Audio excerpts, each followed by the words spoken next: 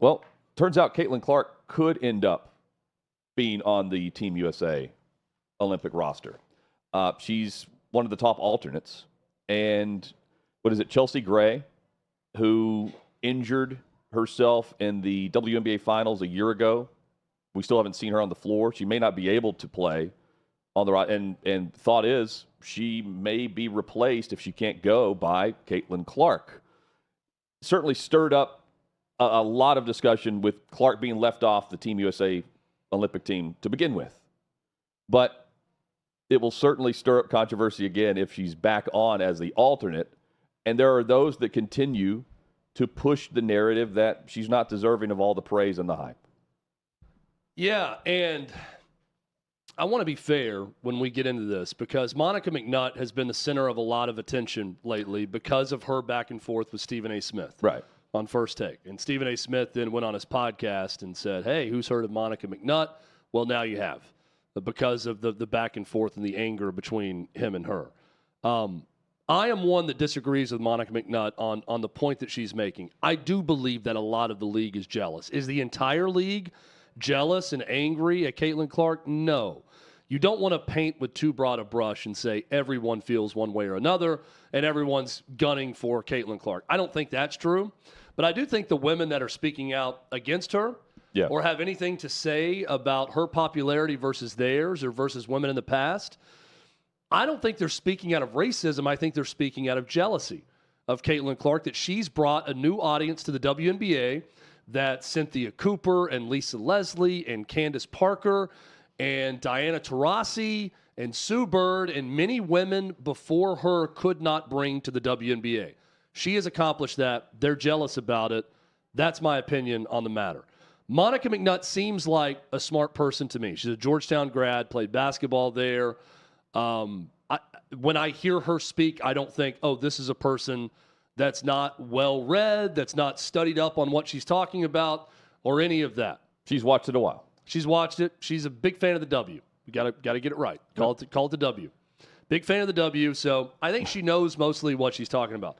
I firmly disagree with her, though, on the point about, the women of the WNBA are not jealous of Caitlin Clark. And she most recently went on The Daily Show with Jon Stewart once again on Comedy Central. And there's a story up at OutKick right now you can read about her comments. But I do want to point to two quotes that are very brief that she said during this interview. Quote, "We have loved keeping this little thing we love protected from the noise." What she's talking about is the W, the WNBA. Those of us that have followed the league have loved protecting this little thing we love from the noise. I'm going to translate this for you. What she means is we love living in our protected bubble. We love that when we fight for issues that are important to us and that side with us politically, we can do so in an echo chamber and not have people criticize it because other people don't care about the league that would criticize it, and then we can just talk back and forth to each other. She even mentions in this interview how instrumental the WNBA was in changing Georgia elections in the past and how vocal they were about Georgia elections, taking credit for that. Okay, so that's part of that echo chamber. She doesn't like the eyeballs she's getting now. Maybe the exposure's fine. I just don't want exposure from them, from these people that love Caitlin Clark, was the message she's sending. She also said something about there were 144 women that are playing that got this thing, the WNBA, to year 28. You got it to year 28 as something that loses money year after year. And Caitlin Clark, in about a month, has taken this thing to levels it's never been before. You should be thanking her for that. All due respect to the women who have played hard, who have played well in the WNBA in the past. They weren't as popular as Caitlin Clark. What's the reason for that? Don't know, and I wouldn't care if I'm the WNBA or another player, because now your bottom line is going to be affected. Now you can become a profitable enterprise that has people making a lot of money to play in that league, both as a player, in salary, and endorsements. All of these things can get better. Amenities have already gotten better. Travel has gotten better for the WNBA already. These are all good things for the league. So here's what I'll say about Monica McNutt. You can't just want exposure and attention from one group of people. If you're getting exposure and attention, you can't then say, well, I don't like what we're talking about now. I don't like the people that like Caitlin Clark. I don't agree with their values. My value system is different. So I'd rather they just go away. I'd rather us talk about the sport. She also said that to Jon Stewart. Stephen A. Smith is talking about the issues around the sport. We're talking about a foul. We're talking about a foul. That's it. Why are we talking about a foul that happened in a game? Well, it's because it involves Caitlin Clark. And whether you like the issue or not, it's an issue that's getting a discussion that's going to help the WNBA. So I don't, Hutton, abide by this. I want exposure. I want you to talk about it. I want you to care. But I want the right people to talk about it, the people that I agree with, and I want you to talk about the things I want to talk about in the league. And if you're not prepared to do that, I don't want your eyeballs on the league. I don't want you to care. That's the message that is underlying to me. I continue to hear from people that were in that protected W bubble before that now don't like the discussions that are being generated by the Caitlin Clark story. Well, and that I think they're fed up with the idea that they need to thank her by somehow allowing her to come in and just be Caitlin Clark of college hoops. I think that's Diana Taurasi's stance. Back in April, it's just like, hey, good luck when you get here. It's a different game. Now, and I don't know that anyone's really expecting that. You don't just let her, hey, we're going to take 2 steps back and let her shoot threes. I think the initial process of just discussing her to the league was, oh, what a huge win for the WNBA, because now we're just going to talk about the WNBA instead of college basketball, which is true, right? But I think from the competitive nature of the best women's players in the world, I mean, that's what they're saying. They're like, welcome to the league, but good luck, Rook. By and large, I think that's where it starts. That's not where it ends. But by and large, that's where it began. And then it has turned into what we saw with Kennedy Carter in the foul. Certainly Angel Reese. You mentioned her name. You think of Caitlin Clark. You think of Caitlin Clark. You think of Angel Reese at some point in the whole discussion of how you became a fan of Caitlin Clark. I think the next big discussion, Chad, is going to be how much the WNBA is truly valued because of Caitlin Clark. Because according to Bloomberg, the Wall Street Journal, you've got the NBA who will determine that value, not media companies. Because the NBA is negotiating on behalf of the WNBA, and they're bundled together in this. And then you have the split and the piece of the pie that the NBA will then divvy to the WNBA. The NBA owns 60% of the league. So what's the true value? One insider in the report from the Washington Post said it's almost like you'd rather have ESPN or Fox or CBS or whoever come to you, Netflix, and say, hey, here's my offer for the WNBA to carry the rights, because you have a true value in front of you.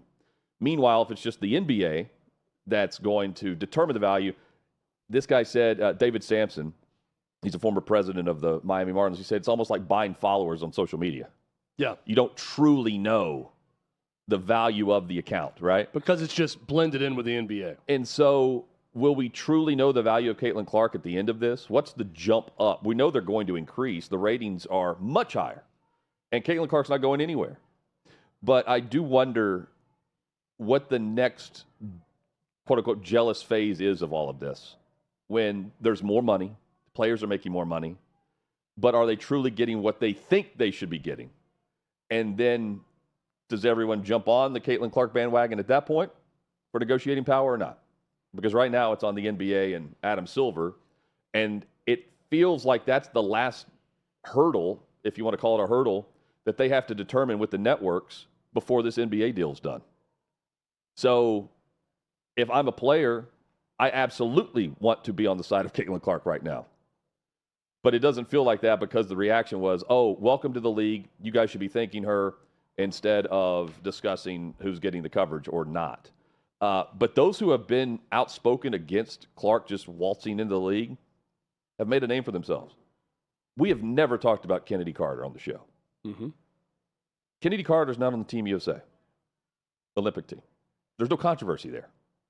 But she's at the top of the mind for Caitlin Clark fans and WNBA fans. Well, and Angel Reese has made a living off of being in a dispute with Caitlin Clark. But and Angel Reese has allowed Caitlin Clark's whole persona, with whatever side you were on. Angel Reese helped her too. There's no doubting that. Yeah, the difference is people tune in to watch Caitlin Clark. They're not tuning in to watch Angel Reese when she's not playing Caitlin Clark. But I went home and watched Iowa take on LSU for a reason. Of course, exactly my point. But it was. But I've not watched any game Angel Reese has taken part in separate of Caitlin Clark. No. I'm not saying I have. I'm saying that there's a reason why I wasn't watching Iowa in the NCAA tournament until they played LSU. Right. I watched Iowa throughout the NCAA tournament. I'm saying that's when the numbers really peaked, really started going up. The Elite Eight, Final Four, championship game. The second round game was higher than most Final Four games when they played in that too. I mean, it went to what? Skyrocketing. But then it went to 8 million, and then 12 million, then 16 million. Point being, there's a lot of women right now that could be the. You don't have to be the anti-hero here. You don't have to be the villain. You can be part of the discussion and make NIL. You can win off this too. And those that are outspoken are winning off this. Monica McNutt is winning off of this. She is. She's off of Caitlin Clark. Hey, she's being invited by Jon Stewart to be on The Daily Show. Yeah, but off of Caitlin Clark, though. It's very smart in a way. And if you're going to be a part of the W, quote unquote, and want to be anti-Caitlin Clark and be outspoken about it, because you're going to lead shows. You're going to have your name mentioned when no one's name was mentioned before. And now Caitlin Clark, if you attach your name to Caitlin Clark, regardless of why you're attached to it, you're going to increase your overall, not just relevance, but you're going to increase your value in one way or another. And the next time that Kennedy Carter faces off against Caitlin Clark, I'll probably tune in to see what's going to happen there. Well, how I know that the WNBA is winning right now is because Adam Silver's being asked a question about Caitlin Clark and the WNBA at his finals press conference. I can never think of a time where the commissioner of the NBA has been asked a WNBA question at a major press conference unless it's, hey, is the WNBA about to go bankrupt? Or what do the numbers show you? Or are they losing this much money? Yeah. That's a huge positive for the WNBA. And you're right. I mean, every single, I was looking at OutKick today. I think 4 of the top 6 headlines involved Caitlin Clark. One of them, including Caitlin Clark's take on Dan Hurley, was one of the top stories. Yeah. Yeah. I mean, it's, again, you attach anything to that name. It's relevant. Her name. It's huge for the league. I mean, every national outlet is going to spend some of their air talking about Caitlin Clark. The revenue for the WNBA, this is from the Washington Post, it lags far behind that of other American sports leagues, but I think that we knew. It was between 180 million and 200 million. Bloomberg reported last year a fraction of the more than 10 billion that the NBA earns. And Adam Silver said in 2018, speaking on behalf of the league who owns, again, 60% of the WNBA, he said in 2018 about the WNBA, had lost an average of more than 10 million per year since its founding. Which means, if you add up all this, there's hundreds of millions of dollars in investment, and they have the cash cow now to reap the rewards of that. Chad, it's like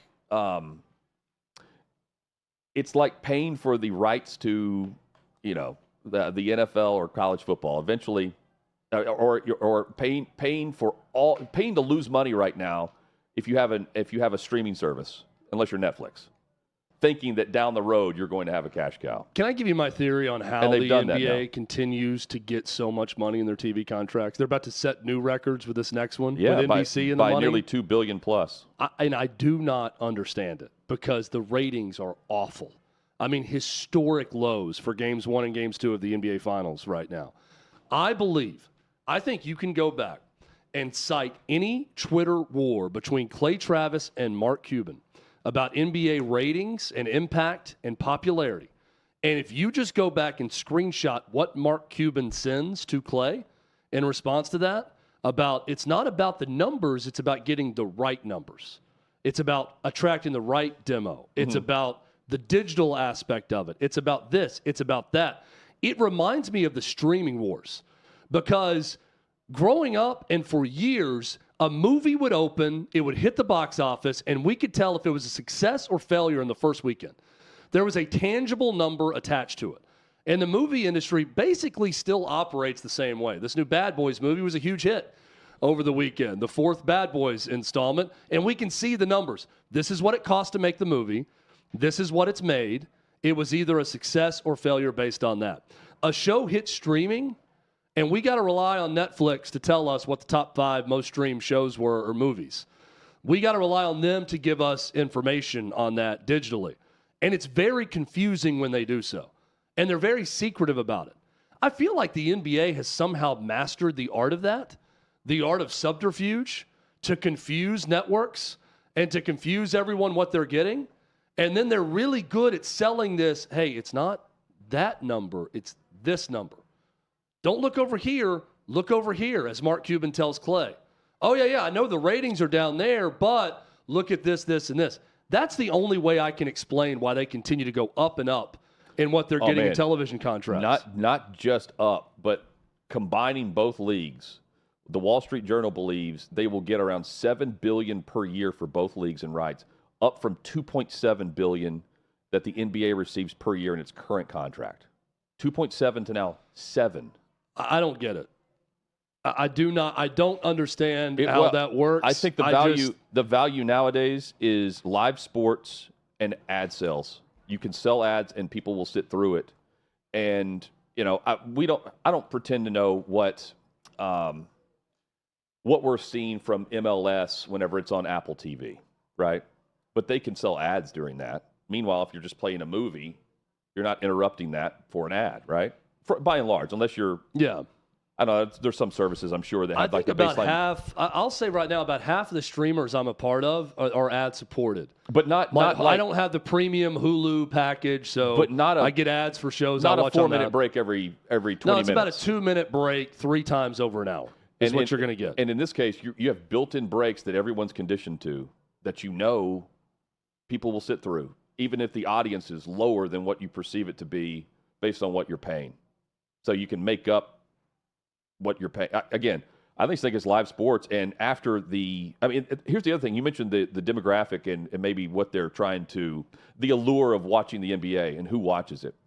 I mean, there's only so many sports where the camera pans and you see a star sitting and watching the game live nowadays. I don't see that in Major League Baseball. Mm-mm. Yeah. Like there's a star power to it, even though ratings are down or the perception is no one's watching. There's still I don't see that with the NHL. I see that with the NFL, college football on the sidelines, especially with Dion. You see that allure, and you see it in the NBA. Who am I leaving out there? UFC. UFC is a great one. Has a star power to it. But in the NBA, you get that at least twice a week, maybe 3 times a week, based on if you're the network provider. So again, I think it's more you have access to what as far as the lights and the bright, the cameras and all that. You have the second best league in terms of that, where the stars that are on at the theater, at the box office, or there to promote whatever, they're sitting courtside watching the game. Yeah, and I think it can serve as a loss leader for a lot of these major conglomerates where they just know they're not getting the value, but they can spend a ton of money on it and lose money on it, knowing they're getting some different avenues open for them. Yeah. With different sponsorship and different things, access they're going to be granted as a company to be a major provider as a network or a streamer or whatever it may be for that league. I'm just mesmerized that number is so high right now, and I keep thinking, is this the last one they're going to get that's that high? Is it going to start to take a bit of a hit next time? I don't know. Well, I also wonder what does the NBA value? How do they value the WNBA this go around? Because they were giving $60 million, I believe, was the rights per season, and they're about to jump to $7 billion. Where's the jump for the WNBA? It's going to be big, but how big compared to the $2.7 billion where they're getting $60 million of that, right?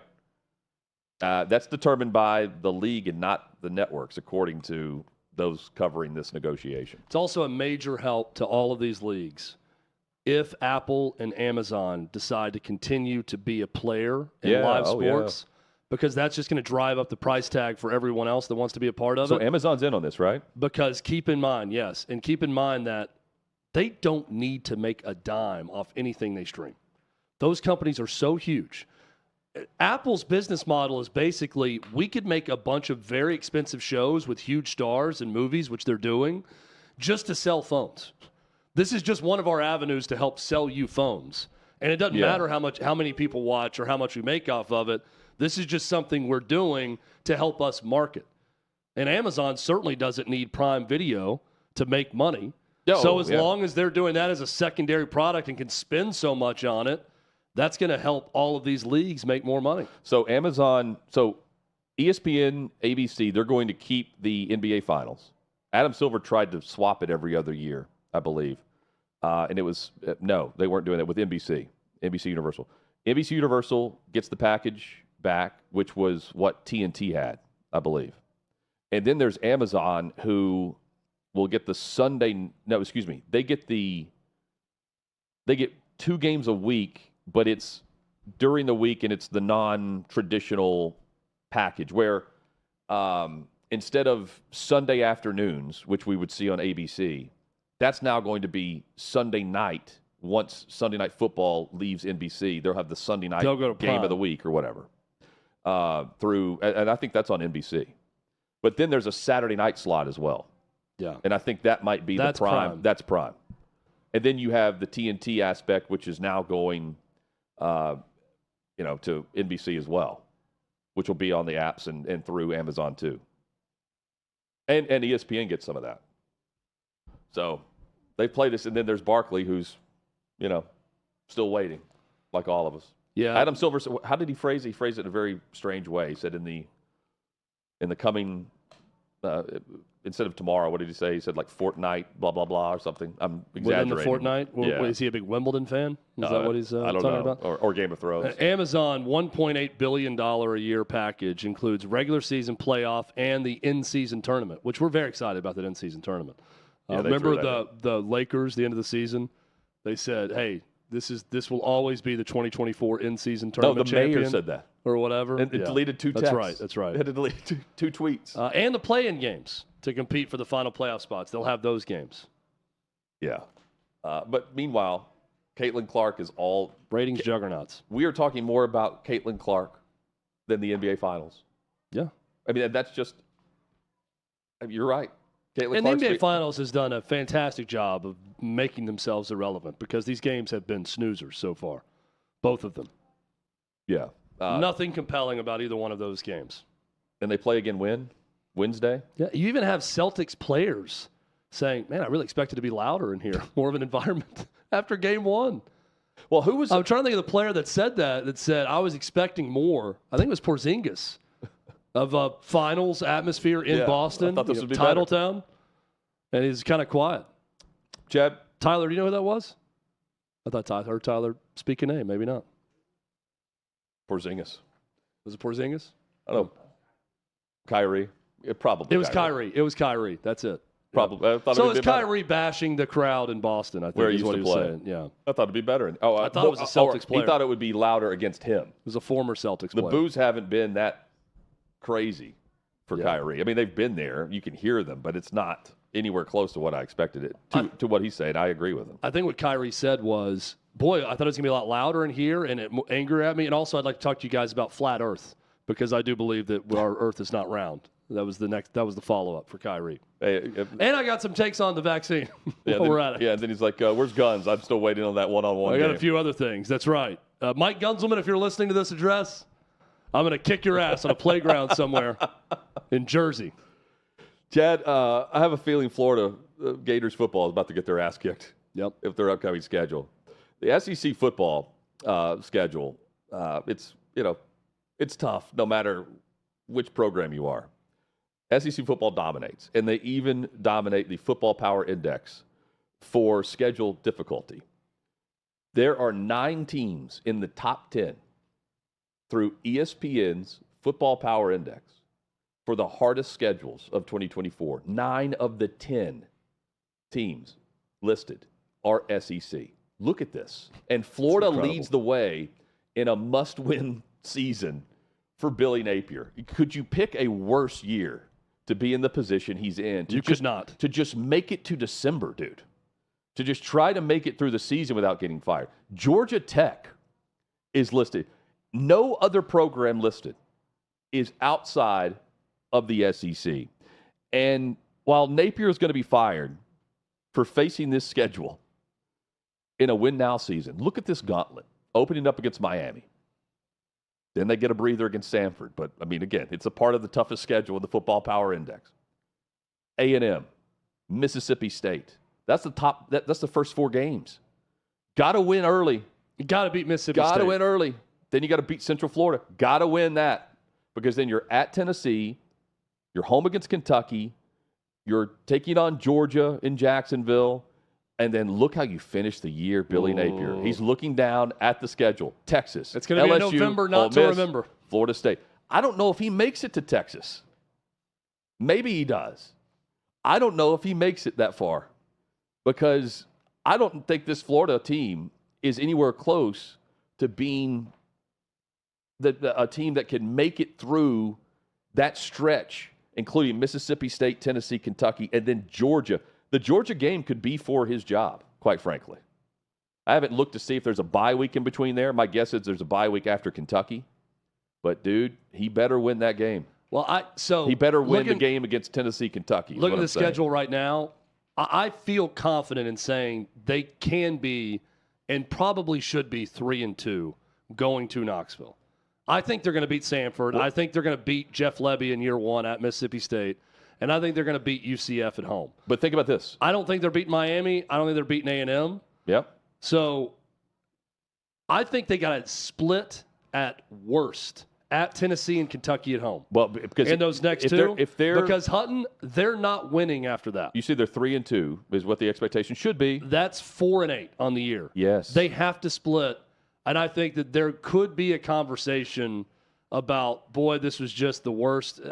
They could be know. He's gone at 4-8. Yes, I'm trying to talk myself into this, and I just successfully talked myself out of Chad, it. He's done. He's done. He's done. But is he done before they even reach 4-8? I think he is.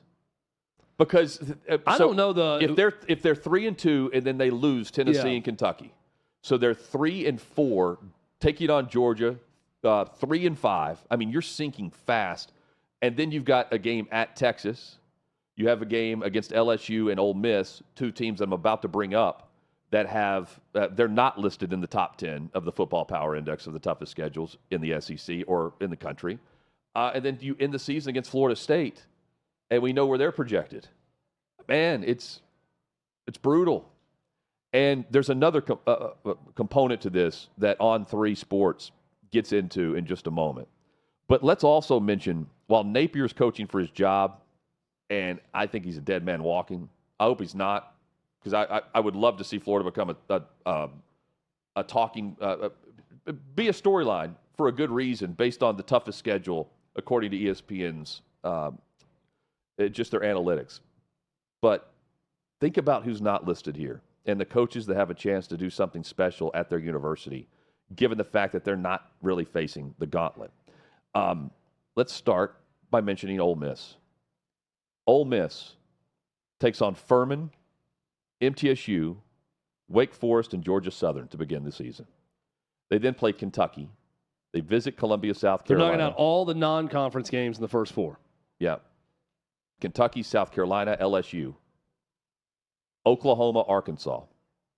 And then they finish the season, Georgia, Florida, Mississippi State. That's Ole Miss's schedule compared to what we just saw from Florida.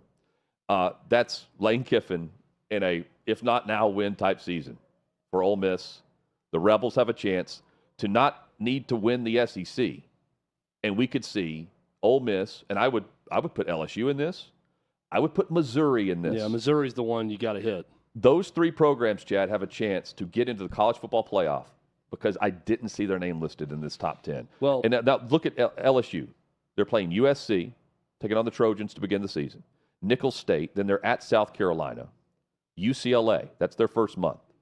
South Alabama is next up before they meet up with Ole Miss.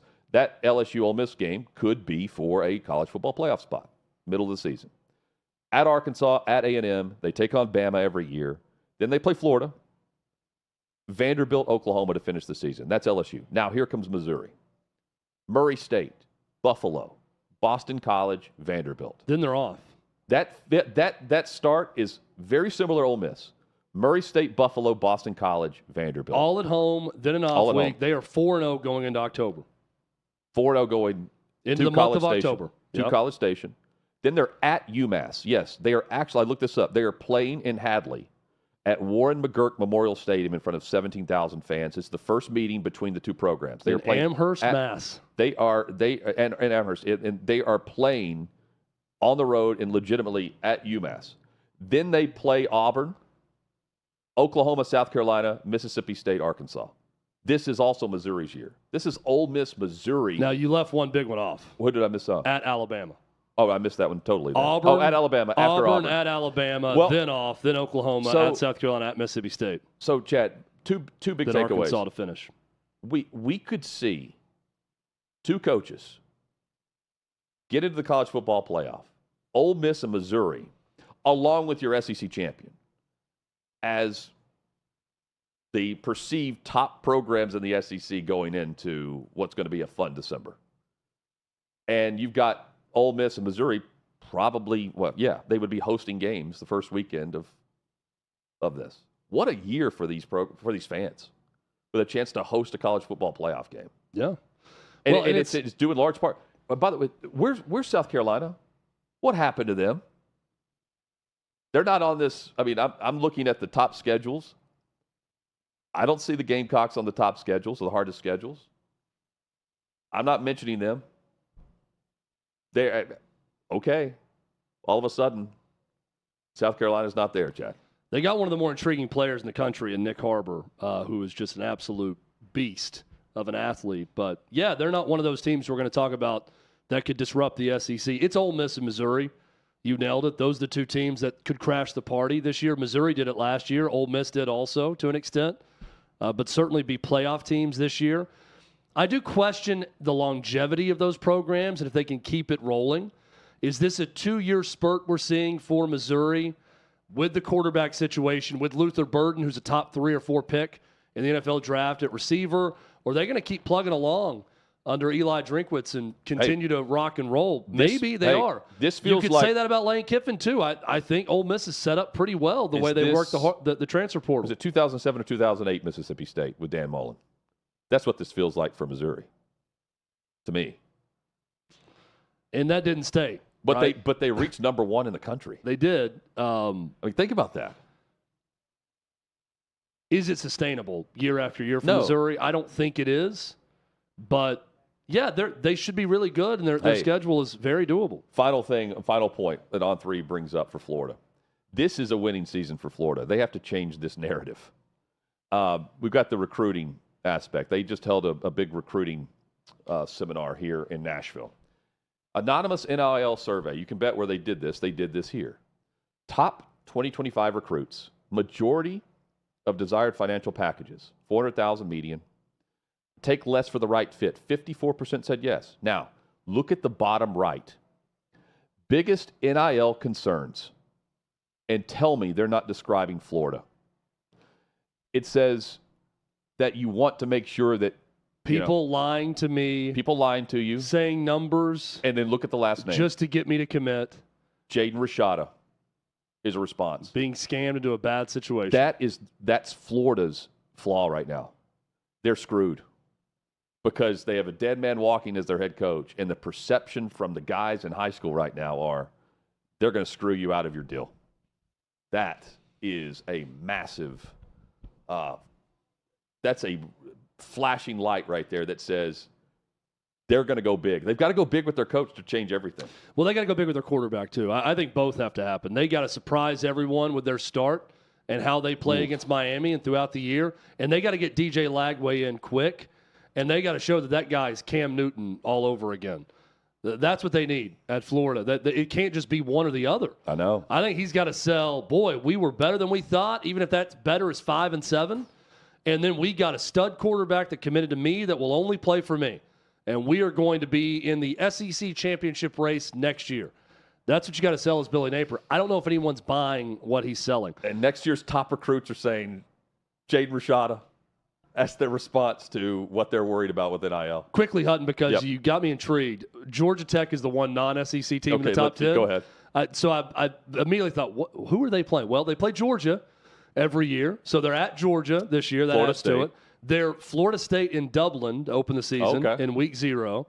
They are at, and this is their ACC schedule, at Syracuse, at Louisville, who's 21st preseason, Duke at home, at North Carolina, Notre Dame, who's 5th. It's on their schedule. At Virginia Tech, Miami, who's in the top 25, NC State at home, 18th nationally, and as I mentioned, at Georgia. Their other non-conference games are VMI and Georgia State.